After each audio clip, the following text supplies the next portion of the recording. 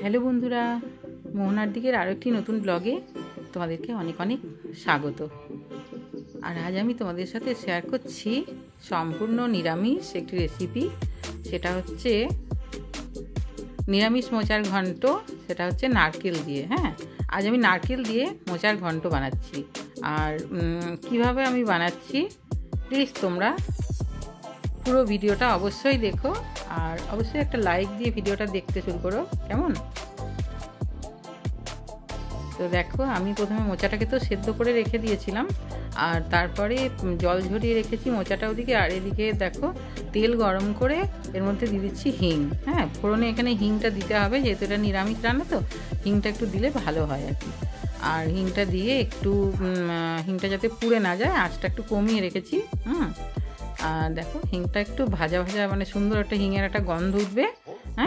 তখন এর মধ্যে আমি দিয়ে দেবো গোটা জিরে ফোড়নে। গোটা জিরে দিয়ে তারপর ফোড়নগুলো একটু ভাজা ভাজা করে নেব।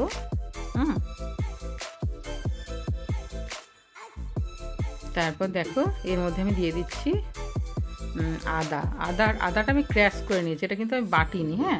একটু গ্রেট করে নিয়েছি আর কি, গ্রেটার দিয়ে তারপরে দেখো আদার গ্রেট করা আদাটা দিয়ে তারপরে এটাকে খুব ভালো করে একটু কষিয়ে নেবো, আদার কাঁচা গন্ধটা একটু চলে যায় যাতে।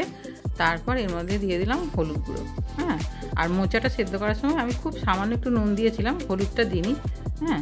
আর হলুদ সেই জন্য এখন এখানে হলুদটা দিয়ে দিলাম। আর তেলের মধ্যে হলুদটা দিলে কালারটা খুব ভালো হয়। তবে দেখতে হবে যেন হলুদটা কোনো রকমই পুড়ে না যায়। তারপর এর মধ্যে দেখো সমস্ত মশলা আমি দিয়ে দিচ্ছি, জিরের গুঁড়ো, ধনের গুঁড়ো,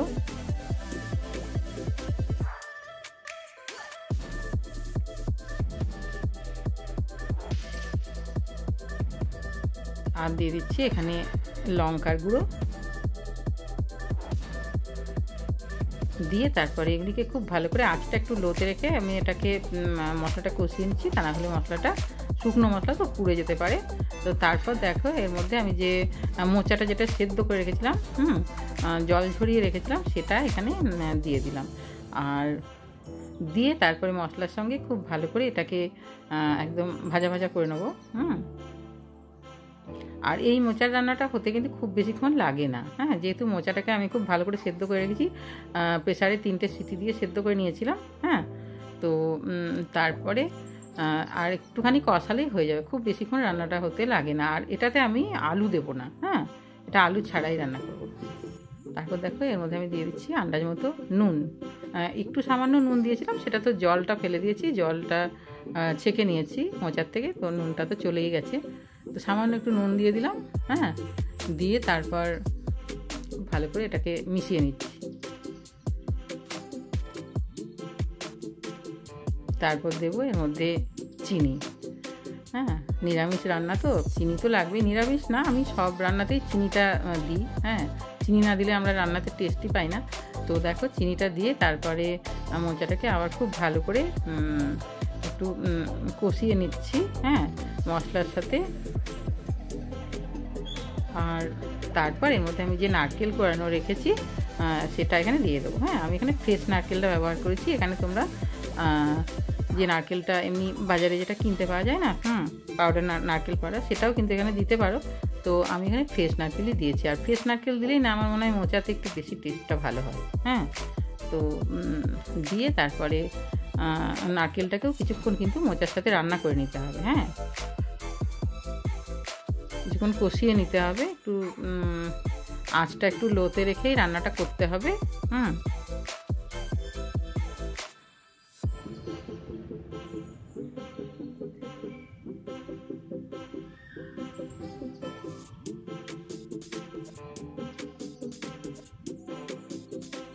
তারপর দেখো অল্প অল্প জল দিয়ে আমি এখানে নারকেল আর মোচাটাকে খুব ভালো করে কষিয়ে নিচ্ছি। আর নারকেলটা যাতে একটুখানি ভাজা ভাজা হয়ে যায় আর কি।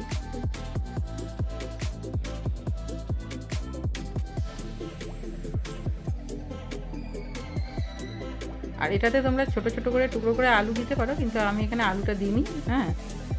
আলু সব রান্নাতে দিতে আমার খুব একটা ভালো লাগে না।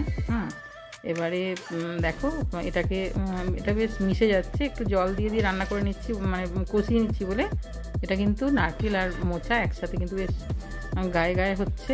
হ্যাঁ, আর দিয়ে এটা আমি একদম শুকনো শুকনো করবো। হ্যাঁ, এটা কিন্তু কোনো জল থাকবে না, একটুও জল থাকবে না, এটা একদম গামাখা গামাখা হবে।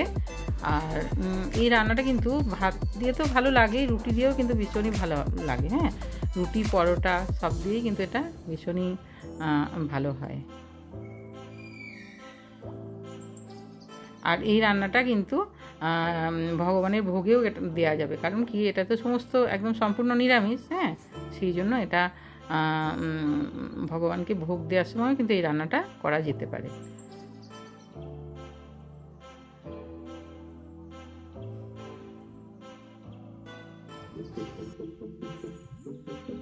এটাকে আমি আঁচটাকে লোতে রেখে এটাকে আমি একদম শুকনো শুকনো করে নিচ্ছি। আর তারপর দেখো দিয়ে দিলাম এখানে গরম মশলার গুঁড়ো। আর গরম মশলার গুঁড়োটা দিয়ে এখানে কিছুক্ষণ আমি এটাকে ভাজা ভাজা করে নেবো, যাতে গরম মশলার উগ্র গন্ধটা কিছুটা চলে যায় আর কিছুটা থাকে আর কি, অল্প যেন থাকে। খুব বেশি গরম মশলার গন্ধ আমার ভালো লাগে না, তো সেই জন্য। এবারে যাদের ভালো লাগে তারা অবশ্য গরম মশলাটা দিয়ে নামাতেও পারো। হ্যাঁ, তবে গরম মশলাটা দিয়ে আমি আরেকটুখানি কিন্তু কষিয়ে নিচ্ছি এটাকে। এটা হয়ে এসছে পুরো, দেখো জলটা পুরো শুকনো হয়ে গেছে। আর এটা একটু এরম শুকনো শুকনোই হবে রান্নাটা।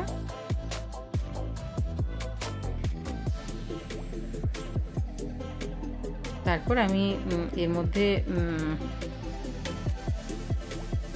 দেবো 1 চামচ গাওয়া ঘি দেবো। আমি ঘি দিয়ে নামিয়ে দেবো। ঘিটা দেওয়ার পর আর বেশিক্ষণ কিন্তু রান্না করার দরকার নেই। হ্যাঁ, যেহেতু গরম মশলাটা দিয়ে আমি একটু কষিয়ে নিচ্ছি দেখো। তারপরে যে এখানে আমি গাওয়া ঘি দিয়ে দিচ্ছি 1 চামচ। আর নিরামিষ রান্নাতে একটু ঘি অবশ্যই দিতে লাগে। হ্যাঁ, দিয়ে তারপরে ঘিটা দিয়ে ভালো করে মিশিয়ে নিচ্ছি। হ্যাঁ, মিশিয়ে নিয়ে তারপর কাঁচা লঙ্কা কুচি যেটা করে রেখেছিলাম সেটা এরপর দিয়ে দিলাম ওপর থেকে। এবারে ওপর থেকে কাঁচা লঙ্কাটা কুচিটা দিলে কি বলো তো, বেশ একটা সুন্দর টেস্ট থেকে যায়। হ্যাঁ, তরকারির মধ্যে কাঁচা লঙ্কার সুন্দর একটা গন্ধ সেটা থেকে যায়। হ্যাঁ, এবারে ঝাল খুব একটা নয় কাঁচা লঙ্কাটা, সেই জন্যই আমি আরও দিয়েছি পরে। হ্যাঁ, তো এবারে আমি গ্যাসটা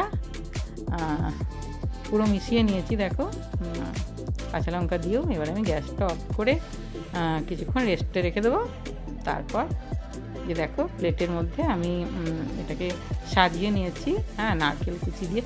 এবারে এটা খেতে অসাধারণ হয়। আর নারকেলটা আমি একটু বেশি পছন্দ করি, সেই জন্য আমার নারকেল দিয়ে যে কোনো রান্না খেতে ভালো লাগে। এবার যারা নারকেল পছন্দ করে না তাদের হয়তো অতটা নাও ভালো লাগতে পারে, তবে নিরামিষে তো একটু রান্নাটা নারকেল দিয়ে করলে অসাধারণ হয়। আর আমার এই রেসিপিটি যদি ভালো লাগে তাহলে অবশ্যই একটা লাইক দিয়ে দিও, কমেন্ট করো। আর আমার চ্যানেলে নতুন বন্ধু হয়ে থাকলে অবশ্যই চ্যানেলটাকে সাবস্ক্রাইব করে দিও। আর পাশে থাকা বেল আইকনটা প্রেস করে দিও, যাতে আমি নতুন নতুন ভিডিও দিলে তোমরা খুব সহজেই নোটিফিকেশানটা পেয়ে যাও। আর বাড়িতে অবশ্যই এইভাবে একবার বানিয়ে দেখো, খুব তাড়াতাড়ি রান্নাটা হয়ে যায়। আর সবাই খুব ভালো থাকবে। দেখা হবে আরও একটি নতুন ব্লগে। বাই।